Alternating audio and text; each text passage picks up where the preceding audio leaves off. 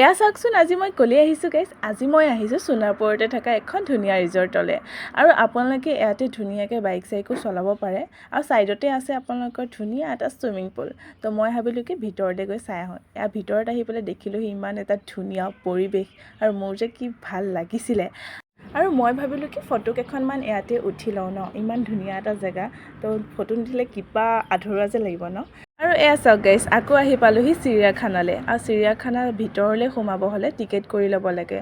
তো আমি ধুনীয়াকৈ টিকেট কৰি ল'লোঁ। এয়া মানে এণ্ট্ৰি কৰিবৰ কাৰণে ওলাইছোঁ। আৰু ভিতৰলৈ সোমাই আহিয়ে দেখিলোঁ ইমান ধুনীয়া এটা পহু। আৰু এই চৰাইকেইটা দেখিছেনে, ভাটৌ চৰাই হয়, কি মৰম লগা। আৰু এয়া চাওক গাইছ, বাঘকেইটাৰ যে কি উৎপাত।